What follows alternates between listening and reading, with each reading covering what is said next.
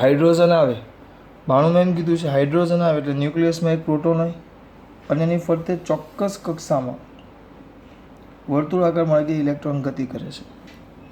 ચોક્કસ કક્ષામાં વર્તુળાકાર માર્ગે ઇલેક્ટ્રોન શું કરે છે? ગતિ કરે છે. ઇલેક્ટ્રોન શું કરે છે? ગતિ કરે છે. હવે આ ઇલેક્ટ્રોન ગતિ કરતું હોય બેટા, તો પ્રચલિત યંત્રશાસ્ત્ર શું કહે? અહીંયા ધ્યાન આપો. આ વર્તુળાકાર માર્ગે ગતિ કરે. કયા માર્ગે ગતિ કરે? વર્તુળાકાર. આગળ 2, 3, 4 વાર મેં કીધું હોય. કેટલી વાર કીધું એ મને યાદ નથી. વર્તુળાકાર માર્ગે ગતિ કરે એટલે વર્તુળાકાર માર્ગે ગતિ કરે એટલે પ્રવેગી ગતિ કરે. પ્રવેગી ગતિ કરે એટલે પોતે શું કરે બેટા? પ્રચલિત યંત્રશાસ્ત્ર અનુસાર પોતે ઉર્જા ગુમાવે. ઉર્જા ગુમાવે. આ ધ્યાન રાખજો. ઉર્જા ગુમાવે એટલે પોતે ઉર્જા કયા સ્વરૂપે ગુમાવે? વિકિરણ સ્વરૂપે. એ ઉર્જા કયા સ્વરૂપે ગુમાવે? વિકિરણ સ્વરૂપે. હવે એ લોકોએ એવું કીધેલું કે આ જે વિકિરણ સ્વરૂપે ઉર્જા સ્વરૂપે નથી, વિકિરણ સ્વરૂપે છે. આ જે વિકિરણ સ્વરૂપે ઉર્જા ગુમાવે એની આવૃત્તિ, આપણે દાખલો કરાવ્યો ત્યારે મેં કીધેલું, અને ન કીધું હોય તો કીધું જ છે, પણ અત્યારે યાદ ન હોય તો પાછું કહ્યું.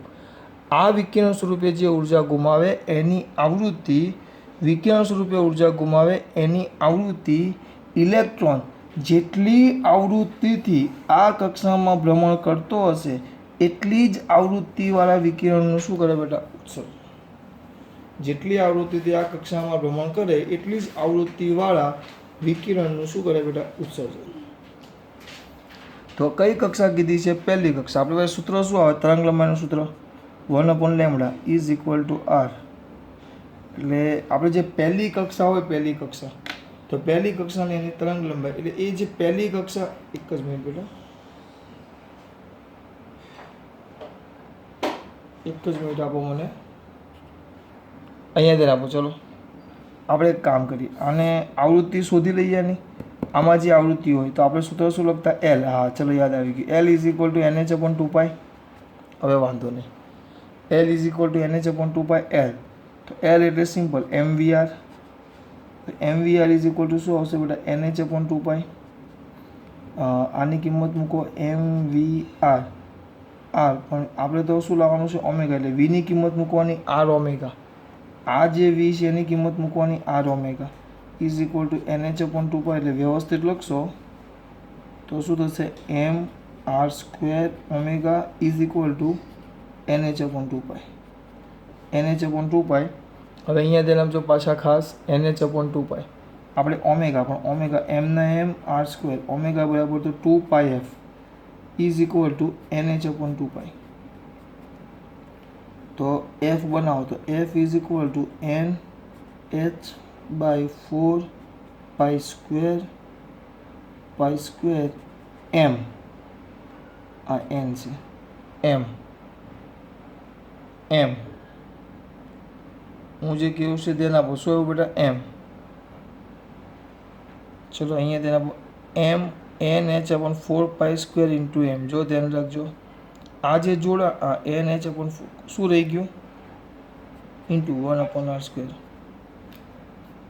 કેમ બધા લેફ્ટ થવા માંડ્યા દીકરા? આમાં ખબર પડી? NH/4π² m into 1/r². આ સૂત્ર છે આપણું. બસ હવે કિંમત મૂકો તો તમને આવૃત્તિ મળી જાય. પણ સર r પહેલી કક્ષા છે, તમે ડાયરેક્ટ પહેલી કક્ષા માટે 0.53 મૂકી દો ને તો એ વાંધો ન આવે. 0.53 મૂકી દેવાનું પહેલી કક્ષા માટે. 0.53 એંગસ્ટ્રોમ. આ મૂકવાનું n પહેલી કક્ષા. H4π² ઇલેક્ટ્રોનનું તો એટલે તમને f મળે. તો આ જેટલી આવૃત્તિથી પહેલી કક્ષામાં દોલન કરશે એટલી જ આવૃત્તિવાળા વિકિરણનું શું કરે? ઉત્સર્જન. આ તમારો 92મો MCQ. બરાબર. પછી 3 બોલ બેટા. ચલો આ દાખલો છે બેઠો. એક મિનિટ બેટા. આ જે L આપણે મેળવું, આ બેઠો દાખલો છે. આ તમારો દાખલો છે એટલે આ બેઠો જ છે. કિંમત પણ ચેન્જ નથી કરી એટલે તમે જોઈ લેજો. આ કમ્પ્લીટ તમારો ઉદાહરણનો 12.5 છે. કમ્પ્લીટ એના જેવો ને એ દાખલો જ છે. કમ્પ્લીટ ઉદાહરણ 12.5. કારણ કે ઉપગ્રહ આવ્યો એટલે મને યાદ છે. ચલો આગળ 94 બોલો બેટા. રીડબર્ગ સૂત્રનો ઉપયોગ કરીને હાઇડ્રોજન વર્ણપટની લાયમન શ્રેણીની આલ્ફા રેખાની તરંગ લંબાઈની ગણતરી કરો. એક મિનિટ. ચલો રીડબર્ગ સૂત્રનો ઉપયોગ કરી હાઇડ્રોજન પરમાણુ લાયમન. ચલો લાયમન અને આલ્ફા. લાયમન એટલે કઈ કક્ષા? પહેલી પહેલી. આલ્ફા એટલે પહેલો કૂદકો. લાયમન એટલે પહેલી કક્ષા અને પહેલો કૂદકો. હાજરીપુર નાખજો બેટા. પહેલી કક્ષાનો પહેલો કૂદકો. બરાબર. લાયમન એટલે પહેલી કક્ષાનો પહેલો કૂદકો. પહેલી કક્ષાનો પહેલો કૂદકો. તો સિમ્પલ છે. તો શું આવે? આપણે શું શોધવાનું? તરંગ લંબાઈ શોધવાની છે ને. સૂત્ર 1/λ. પહેલો કૂદકો એટલે ક્યાં જાય? પહેલો કૂદકો એટલે બીજામાંથી પહેલામાં. તો 1/r કૌંસમાં 1/1² - 1/2². આગળ પછી 94 પછી 95. બોલો. રીડબર્ગ સૂત્રનો ઉપયોગ કરી હાઇડ્રોજન વર્ણપટની લાયમન્સ શ્રેણીની બીટા રેખાની તરંગ લંબાઈ. ચાલો લાયમનની બીટા. લાયમન એટલે પહેલો, બીટા એટલે બીજો કૂદકો. બીજો કૂદકો એટલે ખબર પડી જોઈએ. બીજો કૂદકો એટલે ત્રીજામાંથી પહેલામાં. આવડશે ને? 96. બોલો 96. એમાં ગેમા રેખા. અરે યાર, એક ના એક જ એવું. ચલો લાયમન ગેમા. તો શું આવે? લાયમન ગેમા એટલે પહેલું, ગેમા એટલે ત્રીજો કૂદકો. તો ચોથામાંથી પહેલામાં. પછી સૂત્ર મૂકી દેવાનું લેમડા વાળું, આયરું તરંગ લંબાઈ વાળું. ચોથામાંથી પહેલામાં. પછી 97. બોલો. ડેલ્ટા રેખા. એની જ છે લાયમનની ડેલ્ટા. એટલે લાયમનની ડેલ્ટા તો એક ના એક જ આવી ગયું. લાયમનની ડેલ્ટા તો પહેલો.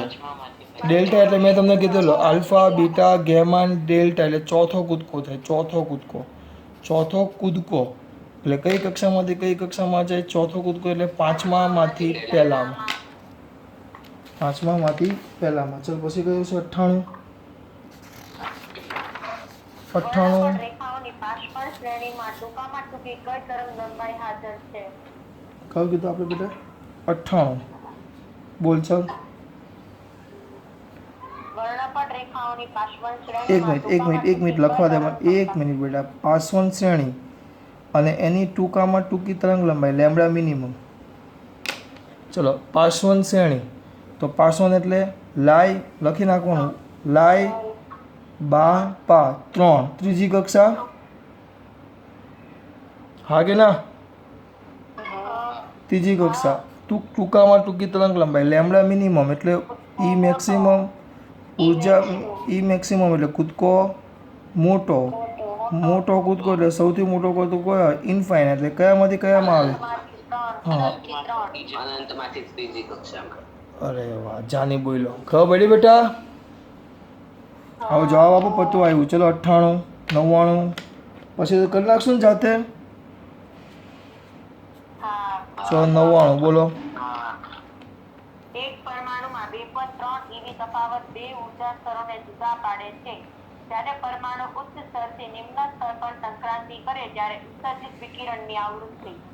ડાયરેક્ટ જ તમને ઉર્જાનો તફાવત આપી દીધો છે. ઉર્જાનો તફાવત કેટલો આપ્યો છે? ડેલ્ટા ઈ બરાબર 2.3 eV. હા, તો તમને શું શોધવાનું કીધું? આવૃત્તિ કે શું શોધવાનું કીધું છે? તો ઊંચામાંથી નીચામાં જો હા, વિકિરણની એક મિનિટ. આવૃત્તિ. ઊંચા ઉર્જા સ્તરમાંથી ક્યાં જાય? નીચામાં. ઊંચામાંથી નીચામાં જાય તો વિકિરણનું શું કરે? ઉત્સર્જન. બરાબર? વિકિરણનું ઉત્સર્જન કરે એની આવૃત્તિ. તો આ જે તફાવત હોય એ જ ઉર્જામાં રૂપાંતર પામે એટલે HF. તો F = ΔE/H. આગળ 100. એટલે આપણી વાત પૂરી. ચલો બોલો 100. પૂરું કરી હવે. હાઇડ્રોજન પરમાણુની ધરા અવસ્થાની ઊર્જા -13.6 eV છે. ચલો ધરા એક મિનિટ. ધરા અવસ્થાની ઉર્જા એટલે એ એની કુલ ઉર્જા કહેવાય. -13.6 eV છે. આગળ તો આ અવસ્થામાં ઇલેક્ટ્રોનની ગતિ ઉર્જા અને સ્થિતિ ઉર્જા. આવડે. ચલો પહેલાં ગતિ ઉર્જા લખો. ગતિ ઉર્જા કે તો આને આપણે x કહેતા ને, -x. હા. તો -x/2 નો આવે +x/2 અને u બરાબર -x/2. 13.6 નું અડધું કરી દેવાનું. બોલ ને બધું. એવું લેતા હતા આપણે? હા, મેં એટલે જ ખોટું લખ્યું હતું. પાછા મૂકી ખોટું લખ્યું ને, લખાઈ ગયું. હા ભાઈ, એવું રાખો. આને આપણે -x કહેતા, આને -x કહેતા. હા હા સમજી ગયો. -x કહેતા અને આપણે +x/2 કહેતા અને આને કહેતા -x/2. -x/2 એટલે આ ઉર્જા થશે +13.6 EV અને આ એના કરતાં બમણી 13 દુ 26, 6 દુ 12, 26 ને 1 27, 27.2 માઇનસ એવું.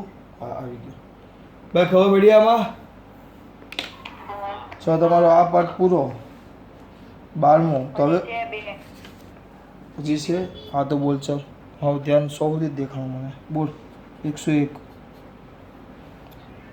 હાઇડ્રોજન પરમાણુની સૌથી અંદરની ઇલેક્ટ્રોન કક્ષાની ત્રિજ્યા 5.3 × 10 - 11 મીટર છે.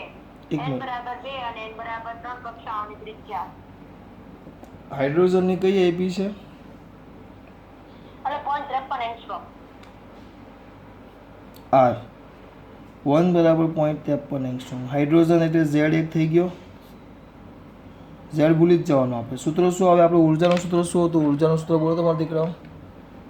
ત્રિજ્યાનું સૂત્ર R. ત્રિજ્યાનું R ચાલે છે n²/z. ત્રિજ્યા એ લોકોએ ત્રિજ્યાનો ગુણોત્તર કીધો છે, ઉર્જાનો નહીં, ત્રિજ્યાનો કીધો છે. તો R ચાલે છે n²/z. બરાબર. Z તો આપણે ફિક્સ જ છે, એક લઈ લેવાનો. એટલે R ચાલે છે શું આવશે બેટા? n². બસ આના પરથી લખવાનું આપણે આ R. અથવા તો આપણે એમ લખતા, આનો લખવું હોય તો આપણે એમ લખતા કે R ઇઝ ઇક્વલ ટુ લખવું હોય તો R0 n²/z એમ આવે. જો ઇઝ ઇક્વલ ટુ લખવું હોય તો R0 એટલે આપણને ખબર છે 0.53. R0 કેવ અથવા એને R1 કેવ પહેલી કક્ષાઓ બાળકો, એને પહેલી કક્ષા કહી દો તો R1 અથવા R0 જે લખવું હોય, અથવા તો એને આપણે ત્રીજા પણ કહેતા, એને A0 પણ કહેતા. યાદ છે? કંઈ પણ કહેવાય A0, R1, R0 કોઈ પણ એ 0.53 ગુણ્યા n². Z તો ફિક્સ એક જ છે. બસ આના હાથે ગુણાકાર કરી નાખો. પહેલાં બીજી કક્ષા કહીએ તો ગુણ્યા 4 અને પછી ત્રીજી કક્ષા કહીએ તો ગુણ્યા 9 આવી જશે. ખબર પડે છે?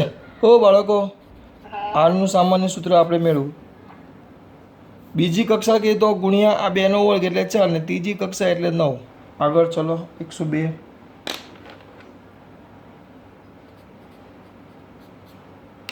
બોહર મોડેલ અનુસાર સૂર્યની આસપાસ 3 × 10⁴ મીટર પર સેકન્ડની ઝડપથી 1.5 × 1011 ની ત્રિજ્યા ધરાવતી કક્ષામાંના પૃથ્વીના ભ્રમણને રજૂ કરતો ક્વોન્ટમ અંક શોધો. સ્વાધ્યાયનો બેઠો દાખલો છે. સ્વાધ્યાયનો બેઠો દાખલો છે 12.10.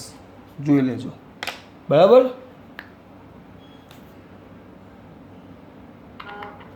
હા બેઠો છે બેટા, એટલે ખોટો ટાઈમ નથી બગાડતો. અને અમે તો 5:02 પાછું તમારો પિરિયડ છે 12 વાગે. આમાં ખબર પડી? કાલે પાછા 10 વાગે. બરાબર. કાલે પાછા 10 વાગે. અને 11મું ચેપ્ટર તૈયાર. સૂત્ર મોઢે કરીને આવજો બેટા, એટલી દયા રાખજો મારા પર. સૂત્ર મોઢે કરીને આવજો. બરાબર. ચલો ખાસ વાત. ચલો મૂકો. હા જય શ્રી કૃષ્ણ. ચલો